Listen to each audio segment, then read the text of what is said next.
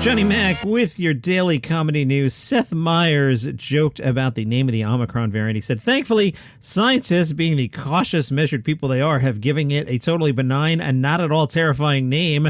The Omicron variant sounds like a paperback I read at my grandma's house because there was nothing else to do.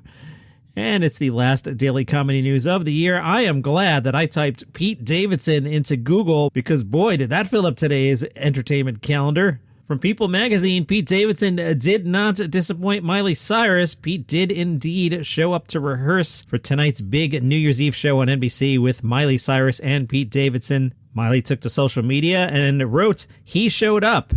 Emoji of a heart. Hashtag Miley's New Year's Eve party. Hashtag Pete Davidson. Earlier in the week, Pete was spotted driving Kim Kardashian's car in Los Angeles. But some are wondering why Pete doesn't appear in any of the social media posts about Kim Kardashian's family Christmas Eve party. However, Hollywood Life says that Kim Kardashian has introduced Pete Davidson to her 4 children. Hollywood Life's source says Pete met Kim's kids, and she introduced him to them as mommy's friend. Kim thought it was really cute how he interacted with them, and he tried to make her kids laugh and smile, just as he does everyone that he meets. Page 6 reports that Pete Davidson was spotted at a CVS on Christmas Eve. I was also at a CVS on Christmas Eve, and that's not a joke. But Pete Davidson, more famous than I am. He was at a CVS in Beverly Hills. He threw up a peace sign as photographers stalked him because he's Pete Davidson. Us Weekly says Kanye absolutely despises that Kim is dating Pete Davidson and is so jealous. Kanye wants to get back together with Kim and recently bought the house across the street from his ex in order to be closer to the family. Meanwhile, The Sun says Pete Davidson shaved off his blonde locks and has resurfaced in Miami after asking Kim Kardashian to ring in the new year with him. I told you I was glad I Googled Pete Davidson today. Kim is expected to be in attendance at tonight's big television show. An insider says, as New Year's comes closer, Pete has already asked for Kim to join him in Miami, and it's not out of the realm of possibility that they may appear together as the ball drops on the special. He's leaving it all in her hands. If she wants to join or not, the invite has been made. Pete is worried about the rising coronavirus cases. A source says something on the complete other side of the spectrum is that he really hopes that he doesn't catch COVID before New Year's. The final SNL being changed was one thing, but this would be a big disappointment as he has a lot planned for the special, and he would like to make the show amazing in every year and a yearly event. It's produced by Lorne Michaels, Miley Cyrus, and Pete Davidson. NBC tonight, 10:30 Eastern. It'll go to 12:30. It will include performances by a bunch of people. Johnny Mac has no idea who they are. Those people are Anita with 2 T's, Brandi Carlile, Green Day frontman Billy Joel Armstrong, I know who that is, Jack Harlow, Saweetie, 24K Gold N, Kitty Cash with a $sign where the S should be, and others. Yeah. Getting old here in the basement. And while I was Googling Pete Davidson, I came across this from BuzzFeed. It's a BuzzFeed quiz. Let's find out how your opinions on Pete Davidson versus food stack up to everyone else's. It says, let's find out how popular Pete Davidson really is. Okay, you ready? Why not? Question 1. Would you rather hang out with Pete Davidson or chow down on some chicken wings? I really like wings, but I think since I host this podcast, me hanging out with Pete Davidson would pay off in mega dividends. So, boy, I like wings, but I'm going to rather hang out with Pete Davidson. 45% of the BuzzFeed people said they would rather hang out with Pete Davidson. 55% would rather have wings. Next up, would you rather hang out with Pete Davidson or eat sushi? Oh, I didn't know I was going to get a second chance. Can I change my first answer? I'd rather have wings than hang out with Pete, but I'd rather hang out with Pete than have sushi. Not a big sushi guy. I understand if you are. I'm going to click on hang out with Pete Davidson. 39% would hang out with Pete Davidson. All right, next one. Would you rather hang out with Pete Davidson or dive into a bowl of mac and cheese? I never really liked mac and cheese. I like the mac. I don't like the cheese. I'll hang out with Pete Davidson. 37% picked hang out with Pete Davidson. 10,000 people voted for mac and cheese. Would you rather hang out with Pete Davidson or treat yourself to some chocolate-covered strawberries? I'm going to go with the strawberries this time. I just hung out with Pete Davidson 3 times in a row. I can't believe I'm doing a BuzzFeed quiz, but I'm having fun. 67% went with strawberries. All right, question 5. Would you rather hang out with Pete Davidson, or wolf down some chicken tikka masala? This looks good and spicy. I do like spicy food. I'm gonna go with the masala. 57% picked it. Question 6. Would you rather hang out with Pete Davidson or have a pizza delivered from your favorite Italian restaurant? Now, is this Italian restaurant pizza or is it good pizzeria pizza? See, I'm a pizza snob. I'm worried that the restaurant's going to try too hard and the pizza's not really going to be that good. I'm going to hang out with Pete Davidson. Only 19% agree with me on hanging out with Pete Davidson.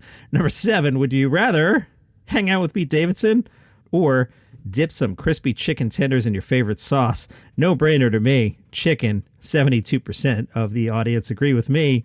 How long is this thing? Number 8, would you rather hang out with Pete Davidson or dig into some tasty tacos? Are they, say it with me, George Lopez tacos? Let's assume they are. For the purposes of the bit, I will pick George Lopez tacos, as did 80% of the audience. Number 9, would you rather hang out with Pete Davidson or gobble down a perfectly cooked burger and fries? I like a good burger, but this burger looks just a little too fat to me. I'm going to hang out with Pete Davidson, and only 21% of the audience agreed with me. Hopefully, this is the final question. It appears that it is. Number 10, would you rather hang out with Pete Davidson or grab an ice cream cone? Now, is that loaded language? Is BuzzFeed going all lawyer on me? It says grab an ice cream cone. Do I get to eat the ice cream in the ice cream cone? I'm going to assume BuzzFeed is cool like that and would let me eat the ice cream, and it's not a trick question where I just grab an ice cream cone and then I'm tortured and I want ice cream and I can't have it. 74% would rather grab an ice cream cone than hang out with Pete Davidson. Oh, did you want some actual content today? I got it for you. Jeff Dunham, he spoke to the Chicago Sun-Times. He said, New Year's Eve is the absolute worst night of the year to do a show. Like the absolute worst. That said, he'll be at the Allstate Arena as part of his international Jeff Dunham Seriously tour. However, his show's going to start at 3 p.m. He doesn't want to deal with all you drunks. Jeff says, if people want to pregame at my show, that's fine. But they're not going to be completely obliterated by the time I hit the stage. It's a 3 o'clock start. People can come and have fun and see the show, and then they go out and party. Or they can come to the show and then go home. That's what I would do. The New Jersey Devils used to play 5 o'clock games on New Year's Eve, and when my kids were young, we used to hit the Devils game, and they'd do fireworks at like 9 p.m., and then we'd come home, and I'd go to bed. I like a good sleep. Jeff Dunham has a new member of his cast.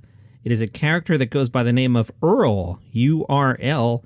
Jeff says, basically, Earl is a younger guy living in his parents' basement and always stuck on his smartphone, probably hosts a comedy podcast. I was in college when I came up with Walter, but I had no clue that this guy was going to connect so well with people. Everybody knows somebody like him, or they are him, or they're married to him, or they work for him. And I think Earl is a little bit of that lightning in the bottle again.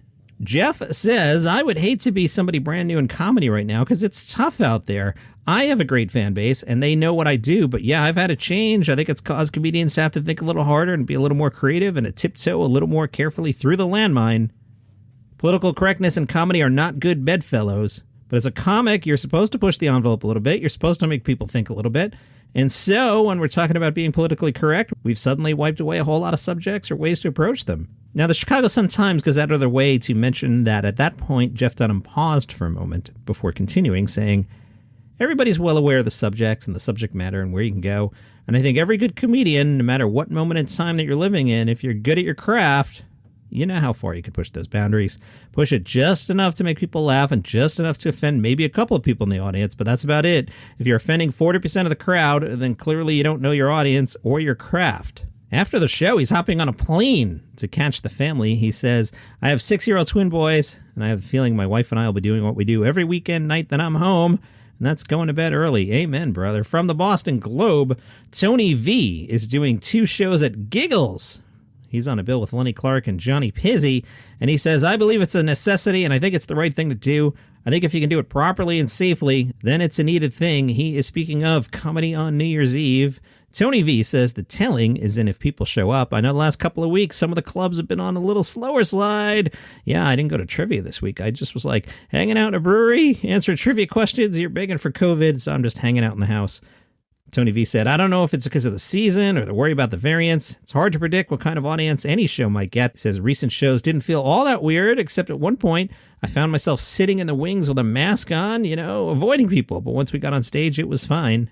Carolyn Plummer is playing an early show at the Doubletree Hotel in Andover. Yeah, not every comedy is Jeff Dunham in a big theater flying home on a plane. Carolyn Plummer plays the Doubletree Hotel in Andover. She says she's expecting good turnout. People are still ready to go out, and I think vaccinated people are like, well, I'm vaccinated, even though you can still get it, but they feel more comfortable going out because they have some sort of defense. Meanwhile, I have bad news for you if you were planning to see the Slutcracker at the Somerville Theater. That show shut down last week. I would like to thank you for listening every day. As I look at the numbers for December, December will probably wind up as the top listened to month ever for the podcast, edging out November of 2021. The year definitely up, and I really see the momentum on this thing growing. So I appreciate you all, and I hope you have a happy new year this weekend. Tomorrow, Saturdays in January. Yeah, tomorrow's January. Saturdays in January, I'm going to be doing a series about the 40th anniversary of Late Night with David Letterman. Late Night with David Letterman premiered February 1st, 1982. It is one of my favorite things ever, so I'm going to talk a lot about that show on Saturdays in January. On Sunday, it is the debut of Comedy Pub Quiz. I've been on a trivia kick, and I thought I would combine two things that I enjoy, and we'll give that a shot on Sunday and see how that goes. Would love your feedback. Tell me if it was a good idea, a bad idea. I suspect it's a good idea if I do it occasionally. But let me know. Instagram at Daily Comedy News, Facebook group, Daily Comedy News podcast group. Hey, it's your last day to vote in the Worldwide Comedy Awards. You can vote for all kinds of things, but specifically, you want to go in there and vote for Best Podcast. Ignore those other candidates. Those shows all suck. Vote for Daily Comedy News in the Worldwide Comedy Awards. You've only got a couple hours left. Go to worldwidecomedyawards.com/vote. Oh, speaking of the trivia guys, they are at Best Men Trivia. We are now like Insta friends, and they made a suggestion. They asked me if I watched Jimmy Carr's Big Fat Trivia of the Year. I was like, I have not. I will have to hunt on the interwebs for it. And they told me it's just on YouTube. Yeah, I didn't even have to, do stuff like the way I'm going to watch Toast of Tinseltown. I just typed in Big Fat Trivia of the Year, and there it was. And Jimmy Carr was very funny. James Acaster's on the show, so thank you, Best Man Trivia, for that recommendation. From JustJared.com, your home for comedy news. Guess who was at Dave Chappelle's show? Andrew Garfield. Yeah, one of the Spider-Mans. Just Jared tells us that the Spider-Man stayed safe in a black face mask as he arrived at the private Dave Chappelle show on Tuesday night at the Peppermint Club in West Hollywood. Look at you, Dave Chappelle. Private show. Excuse me. And Rolling Stone did a lengthy profile on Rosebud Baker. It's a really good read. It was not behind the paywall. I suggest you check it out. I didn't know she is the granddaughter of former Secretary of State James Baker. Did you know that? Rosebud told the story. She was 7 years old. She was at a White House dinner, and Rosebud said, I remember trying to congratulate the president for something and calling him by his first name. It was this big dinner, and I remember being like, George! I got a huge laugh. I found it so embarrassing. The feeling of getting a laugh without knowing why, I was like, this is humiliating. I never want to come back here. I've embarrassed myself. I don't belong here. Jim Norton is a fan of Rosebud Baker. He says about her, she's very dark. And I like darker comedians. I like people who are not afraid to tell a punchline that might make the audience sad while still being legitimately funny. Need an example? Her jokes frequently feature a sinister twist. She takes a premise that Jerry Seinfeld might have been comfortable with, say the moral superiority of dogs to cats, but in her version, she recounts how she had to euthanize her dog a year after putting down her cat, and she says, I would have snapped my cat's neck to save my dog, and if you're a cat person and think I'm a monster, just know I would have snapped your cat's neck to save my dog. And that is your comedy news for the year. Tomorrow, David Letterman, Sunday Comedy Pub Quiz. Monday is normal. Happy New Year!